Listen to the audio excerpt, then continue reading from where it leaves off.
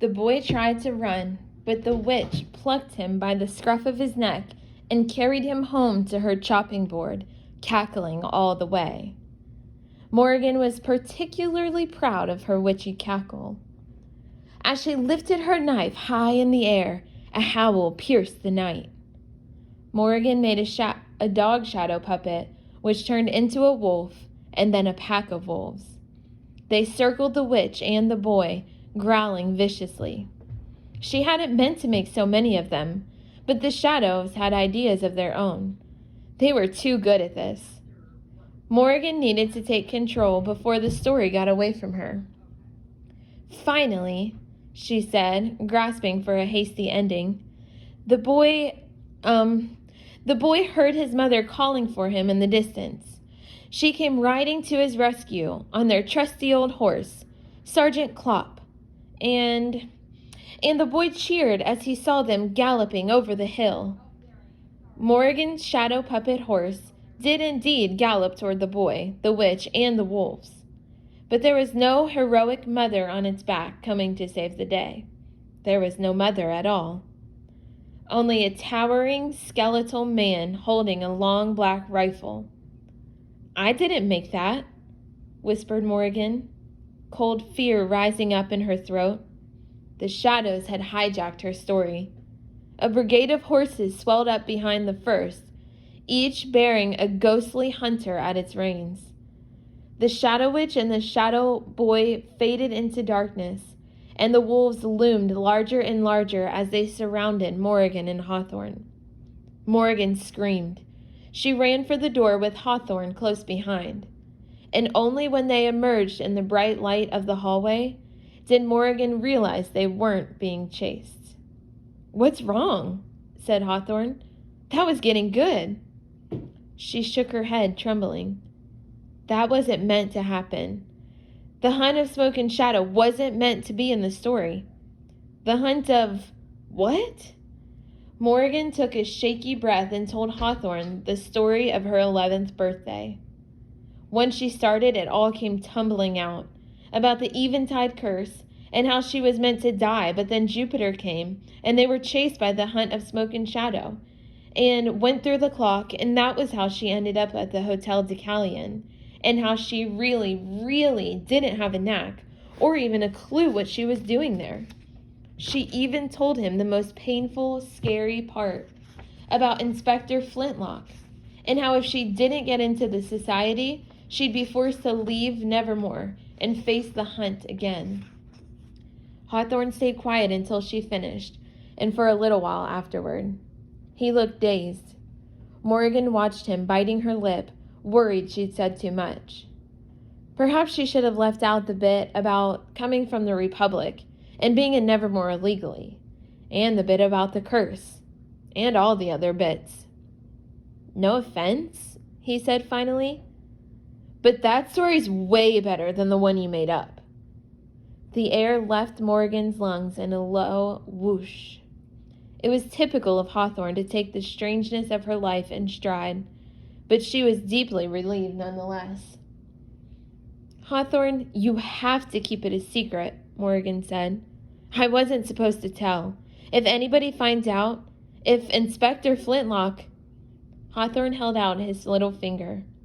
"Morgan Crow," he said solemnly, "I pinky promise to keep your secret and not tell another soul." Morgan raised an eyebrow. "You pinky what?" "Pinky promise." He pushed his little finger closer to her face. "I've never broken a pinky promise in my life. Never." He hooked her pinky in his and they nodded. "Now," he said, frowning, "please tell me that bit about getting chased through the clock by hunters with guns while driving a giant spider again." But she didn't get a chance because suddenly Morgan noticed two things. Number one, they'd left the door open to the creepy room of creepiness. Number two, one of her shadow wolves had escaped and was stalking down the hallway. "Maybe it faded away," Hawthorne moaned as they searched the kitchens for the third time. They looked all over the hotel, but the shadow wolf eluded them. All the others did. But what if it didn't? What if it comes across a guest? They'll be scared to death. Their family will sue the Decalion, and Jupiter will kill me. We have to find it before someone sees it. Morgan didn't know how she was going to get rid of the wolf if she ever did catch it, but she couldn't think about that now. Before someone sees what? It was the last voice she wanted to hear. Jack stood in the corner of the kitchen, pouring a glass of milk. Nothing, she said quickly. None of your business. He rolled his good eye. If there's something wandering around scaring people to death, it is my business. I don't want to stumble over any dead bodies on my way to bed. What is it? You wouldn't believe it. Try me. They told him. Jack listened with increasing annoyance. For goodness sake, if you're going to leave a pack of killer wolves in the Hall of Shadows, at least shut the bloody door behind you. It's locked for a reason. How did you even get in? I realized that. Forget it. Jack held up a hand to stop her. Don't make me your accomplice. Jupiter is going to be furious. As much as Morgan didn't want to admit it, it was a stroke of good luck that Jack was there, because he knew an awful lot more about the hotel than she did. He led them to a maintenance closet and pulled out 3 battery-powered flashlights. Right, we're going to have to split up. I'll take the east wing, he pointed at Hawthorne, take the west wing, and Morgan, you take the north wing. If you find the wolf, shine your flashlight directly on it, in the highest setting. Don't let it get away. Keep shining the light on it until it fades. It won't be in places like the hallways and kitchens. It'll be someplace darker, with other shadows to hide in. If you corner it in a room and you can get to a light switch, flick it on and flood the room with light. If not, your flashlight should do the job. Now, this is important.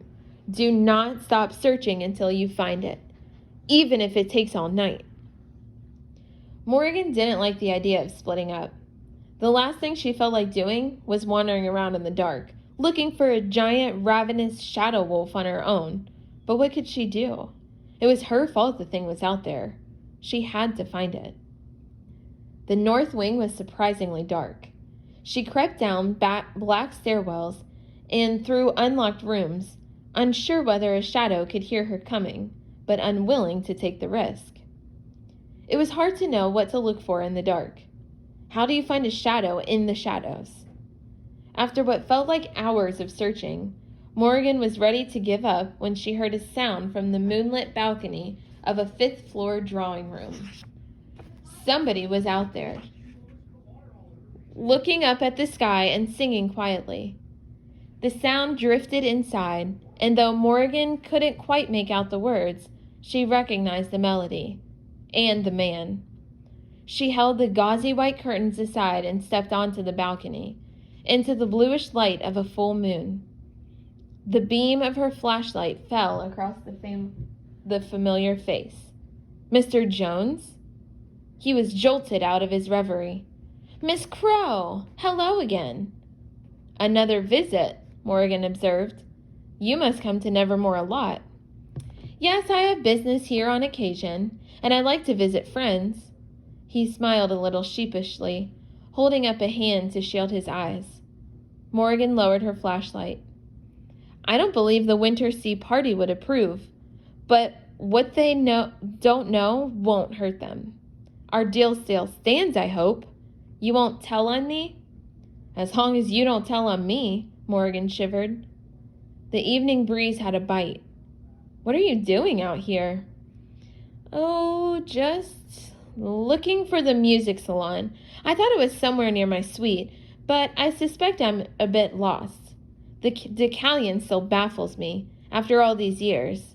I passed this charming spot and couldn't resist a moment of reflection under the stars. His voice was wistful. Such a beautiful evening. Yes, it's... From the corner of her eye, Morgan saw something move in the drawing room.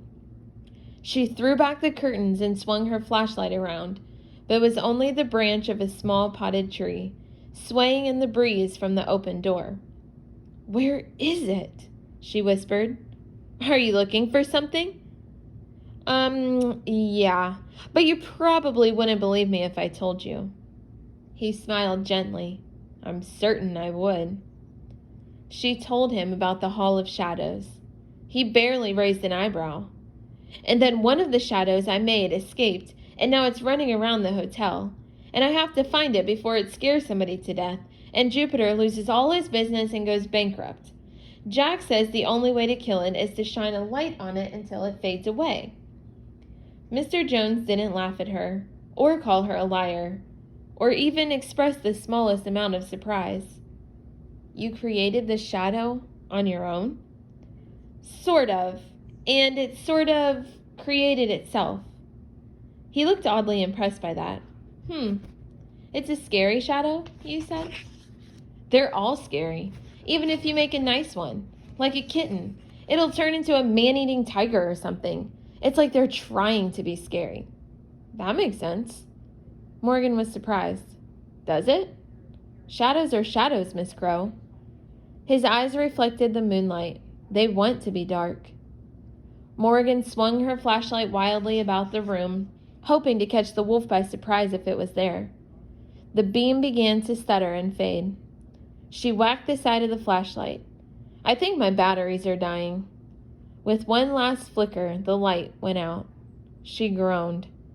I doubt it matters, said Mr. Jones.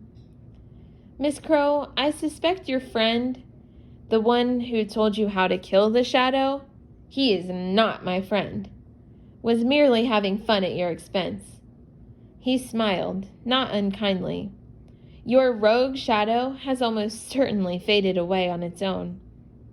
Morgan frowned. How do you know? I've been staying at the Decalion for many years. I hope I've learned a few of her secrets in that time. As I understand it, anything made inside the Hall of Shadows is nothing but an illusion. Just a bit of theater. It can't harm anyone. Are you sure? Quite sure. Morgan felt relief wash all over her, followed by cold fury. Had she really just wasted a bazillion hours chasing nothing? Jack, I'm gonna kill him. Mr. Jones chuckled. Pity you can't send a real wolf to teach him a lesson. Now I'm afraid I must get myself to bed. I'm checking out in the morning. Good night, Miss Crow. And remember, my employer's offer is always open. He was well and truly gone by the time Morgan realized she'd never told him the shadow was a wolf. What are you? You were supposed to be looking in the north wing. The cavernous foyer was dim and empty but for Jack lounging on a love seat and reading a cloth-bound book. The chandelier, growing, slowly growing, twinkled feebly overhead, still in its infancy. Jack shined his flashlight in Morgan's face, nearly blinding her as she emerged from the hall. I was, you rat! Morgan glanced back the way she came. That is the north wing. No, he looked slightly panicked. That's the south wing. It's closed for renovations. It's unsafe. You're not supposed to enter under any circumstances. Can't you read? He pointed at a sign that said closed for renovations. Unsafe. Do not enter at any circumstances. Morgan had walked right past it. Whoops. Well, it's your fault, she sputtered. You lied, Jack. We didn't need to chase that stupid wolf around the hotel at all. Did anybody see you in there? Fenestra would kill. Who cares about the south wing? You knew the shadow would disappear on its own, didn't you? You're a liar. Jack didn't look remotely guilty. It's not my fault you're gullible. Try having a brain next time. He scowled and shook his head, muttering, I can't believe my uncle thinks you belong in the Wonder Society. Can't even read a sign. Are you jealous? Is that it? Morgan threw the flashlight down beside him. Jealous he chose me as a candidate and not you? Jack's eyes narrowed. What? Did you just... jealous? Of you? Why would I be jealous of you? You don't even have a knack. You said so yourself. Outside the hall of... Morgan gasped. You were spying on us! At that moment, Hawthorne bounded into the foyer, shining his flashlight into his face and laughing maniacally. Mwahaha! I am Hawthorne, killer of shadows. Fear me, Shadow Wolf, for I am your doom. You're too late, Shadow Killer, said Morgan, grabbing his flashlight and tossing it at Jack. The shadow's already dead. Oh. Hawthorne's shoulders slumped. But I've just made up a victory song for when I vanquish it. I was going to teach you the dance bit. Morgan led him to the golden glass elevator, speaking loudly enough for her voice to echo in the foyer.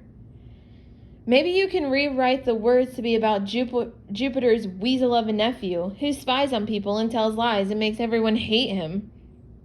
Or about Jupiter's talentless candidate who's too stupid to know how shadows work and runs a hotel making an idiot of herself, called Jack, settling back into the love seat with his book. Morgan jabbed the button for her floor, seething. Hawthorne hummed, turning to her as the doors closed. What rhymes with weasel of a nephew?